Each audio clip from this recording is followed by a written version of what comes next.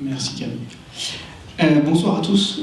Donc moi je vais vous parler de Pim2Catalog. Et Pim2Catalog, c'est une solution qui permet de gérer et d'accompagner la production de documents papier et digitaux sous format de catalogue à partir des données contenues dans le PIM Akeneo. Rapidement pour me présenter, donc je m'appelle Émeric Morio et il y a beaucoup d'Émeric ce soir. Moi j'interviens dans les domaines de l'automatisation de la mise en page depuis de nombreuses années et j'ai avec mon associé créé Pim2Catalog en 2013, donc quand Akeneo était tout frais, et donc on travaille en collaboration avec eux avec beaucoup d'intelligence depuis toutes ces années. Donc l'idée c'est quoi? C'est de travailler en 3 étapes distinctes destinées à 3 métiers distincts. D'abord, Akeneo. Akeneo est super important parce qu'on veut rentrer dans une stratégie omnicanal, on veut consolider son information à un seul endroit, pouvoir la diffuser, que les choses résonnent, c'est-à-dire que les corrections du print soient valorisées sur le web, que les corrections du site web soient valorisées sur le print à la prochaine édition, et ainsi de suite. Ensuite, on a Pim2Catalog, où là, on va venir faire des briefs. Je vais insister un petit peu là-dessus. Pim2Catalog est un outil de consigne et d'organisation, c'est pas un outil de production. Pim2Catalog ne fabrique pas les pages du catalogue. Ça vient dans une étape que je vous décrirai juste après.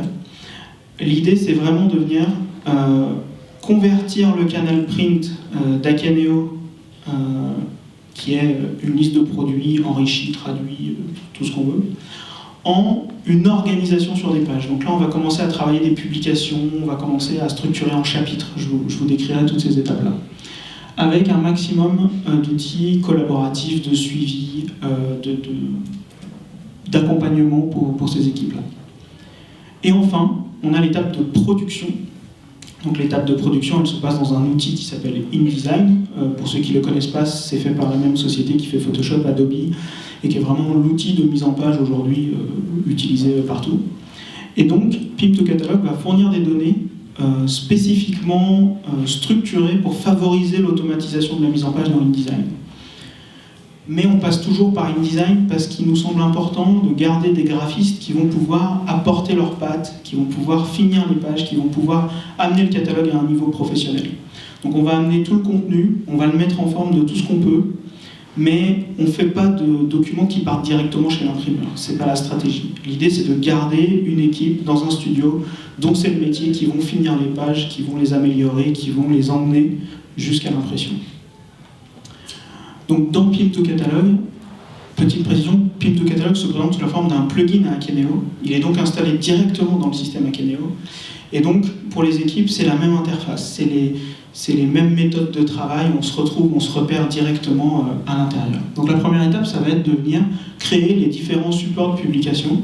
Et donc on va pouvoir décider un seul chapitre, plusieurs chapitres, des documents d'une dizaine de pages, d'une centaine de pages, ou plus. Le record est à 4200 pour ceux qui voudraient aller le chercher.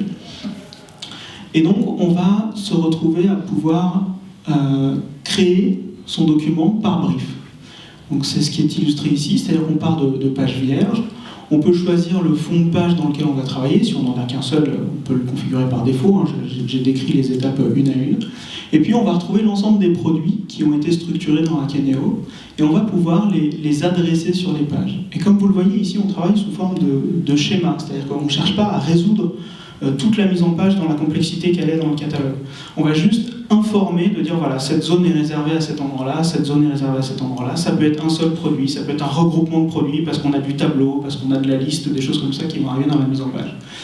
Mais on a quand même cette distinction de savoir que on peut avoir différents modèles de mise en page, différents templates. C'est pour ça que les vestes arrivent sur les pages de gauche en demi-page et les gants en quart de page sur l'autre page. Et puis on a tout un système de statuts sur les pages pour suivre les pages qui sont en cours, qui sont finies, terminées, en attente d'informations fournisseurs ou ce genre de choses. Ensuite, on a un outil de chemin de fer, à proprement parler, qui va permettre de voir toutes ces pages briefées sous la forme d'une vue à plat, avec les pages assemblées 2 à 2. Et dans cette vue, on peut venir voir toutes les pages par leur statut. Et là, on avait une page qui était en rouge. Donc on a le commentaire qui nous explique, voilà, il y a un produit manquant sur cette page, donc on va pouvoir l'ajouter. L'idée, c'est vraiment de pouvoir gérer la structure aussi de son chapitre et de la manière dont il est préparé. Et donc là, on va retourner dans le chemin de fer, et cette fois-ci, on va voir qu'on a la possibilité de venir déplacer des pages, réorganiser son chapitre. On a aussi la possibilité d'ajouter et de retirer des pages quand on en a besoin. On va maintenant voir un outil qu'on a ajouté récemment qui permet de définir, de prévisualiser et de modifier des tableaux directement dans Pim2Catalog. Donc là, j'ai une donnée sous forme de tableau droit, c'est-à-dire que j'ai une ligne par produit. Et maintenant, je vais vous montrer qu'on peut venir configurer des mécaniques complexes. Donc, par exemple, ici, j'ai demandé à ce que la taille du ski apparaisse sous forme de séparateur. C'est pour ça qu'on a ces lignes qui interviennent. Et on a aussi la possibilité de générer du tableau croisé. Donc là, je vais croiser en fonction de la fixation. Donc je définis ma donnée croisée. Derrière, je vais définir quels sont les attributs qui viennent intervenir sous forme de pivot. Et on va voir que je vais pouvoir constater directement dans l'interface mon tableau avec les références qui sont croisées en fonction du type de fixation. Et donc de vérifier que j'ai bien tous mes produits qui ont été associés à la bonne page, dans le bon regroupement, et ainsi de suite. La logique est toujours la même. C'est donner un maximum d'informations pour prendre le maximum de décisions de bonne qualité au moment de cette préparation avant d'envoyer en construction. Ça, c'est ce qui se passe dans InDesign au studio. Donc là, j'ai un document où j'ai qu'une page vide, hein, vous pouvez le voir sur la droite, et je vais demander un assemblage. Donc qu'est-ce qui se passe? Toute la donnée qui a été centralisée dans Akeneo, elle a été préparée, elle a été normalisée pour la mise en page. Et là, on va avoir un document qui va se créer dans InDesign, qui fait une douzaine de pages. Et on a fabriqué un document InDesign. Donc c'est ce document-là dont le graphiste va pouvoir finir de venir le manipuler, venir changer la taille des images, réorganiser les textes. Il a vraiment toute la liberté qu'il veut. Mais on garde en permanence un lien avec Akeneo. C'est-à-dire que toutes les valeurs produits qui apparaissent ici conserve un lien vers Akeneo. Si on vient faire un changement dans la fiche produit, on peut mettre à jour ce document en cours de production au studio. On va donc ensuite aller voir ce qui se passe dans les étapes de correction. Donc là, je suis dans Acrobat, je fais la relecture de mon catalogue, et comme je le disais tout à l'heure, on veut aller corriger dans Akeneo. Et donc, il suffit de cliquer sur un produit du PDF de relecture, et bien sûr, si on a le compte utilisateur qui a les droits nécessaires, on arrive directement dans la fiche produit Akeneo pour saisir sa correction, ce qui fait que l'ensemble des canaux qui sont pilotés par le PIM vont profiter de la correction qui a été faite.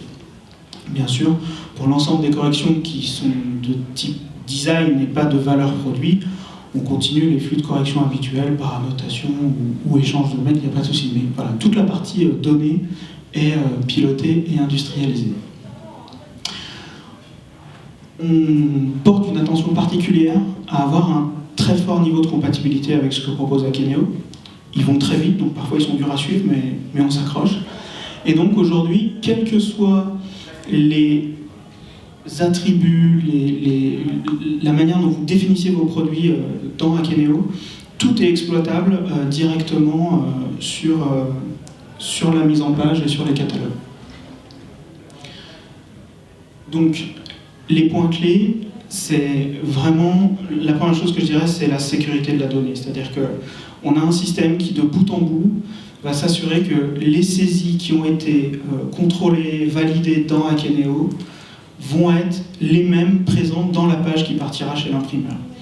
Bien sûr, on a aussi la capacité de produire plus, c'est-à-dire que si vous voulez vous ouvrir à l'export et donc vous mettre à faire des catalogues dans d'autres langues, ou faire des catalogues qui soient plus thématiques, plus dédiés, c'est des choses qui sont aussi facilitées par ce système. Si vous voulez évaluer la possibilité d'utiliser Pim2Catalog, bien sûr, je me tiens à disposition après la fin des présentations pour échanger avec vous. Mais souvent, le plus simple, c'est de nous adresser quelques pages de vos catalogues en PDF, et nous, on va pouvoir vous faire un retour sur est-ce que votre catalogue est déjà possible à automatiser, jusqu'où on va pouvoir aller. Voilà, c'est un domaine assez particulier, donc on se tient à dispo pour vous accompagner sur ces sujets. Je vous remercie pour votre attention, j'espère avoir été très clair et je vous tiens à dispo.